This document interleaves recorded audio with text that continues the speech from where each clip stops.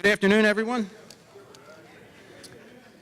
I want to thank everyone for coming today. I know everyone has a busy schedule, so we appreciate it when you come out here and participate in these hurricane preparation events. We know from past experience that if we have an educated public who's prepared, it helps us perform our job, and it makes our overall hurricane response much more successful. So today we have a few members of the emergency management community in Lee County to speak with us here. First, we have our city's weather consultant, Dave Roberts. Then after Dave speaks, we'll have Jim Bjosted. Jim is the public safety chief for Lee County. After Jim, we'll have Maggie Goldsmith from FISH, that's the Friends in Service Here organization on the island. And after Maggie, Harold Law, our building official, will go over some flood facts and building codes. And then I'll wrap things up with some specific information about what the city does before, during, and after a storm. So with that said, Dave, would you want to come up and kick things off? I was going to say, don't applaud just yet. You haven't heard what I have to say. Sometimes I deliver good news, sometimes I deliver bad news, but it's good to see all of you here today. They rely on me to give you the exact days and times that we're going to have hurricanes. So break out your pens and papers, and let's get this show on the road.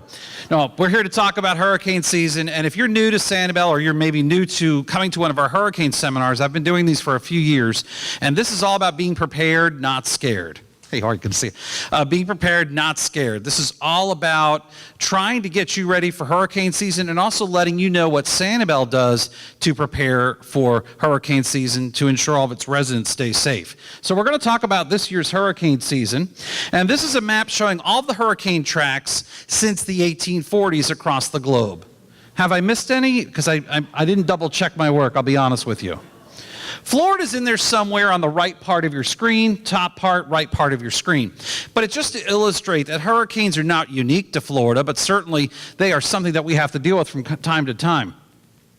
Asia's another place that has to deal with hurricanes, or as they call them, typhoons and cyclones. And then if you take a look on the lower right portion of the screen, you'll see a little squiggly. And that's because there's only one storm that's ever impacted South America, believe it or not. It happened in the last few years.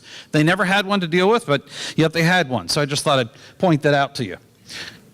Florida does stand out when it comes to hurricane tracks. There's no doubt about it. And when can you expect to see a hurricane in Florida? Well, here's the deal.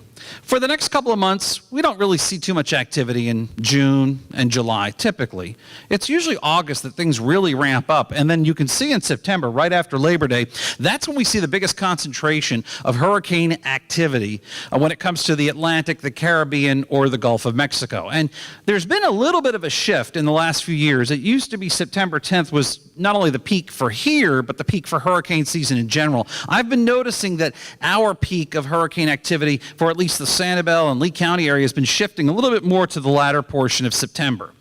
The life of a hurricane. I know we'd rather talk about the death of a hurricane, but let's talk about the life of a hurricane real quick. And really it's made up of a few things. You've got warm surface air. You also have winds spinning.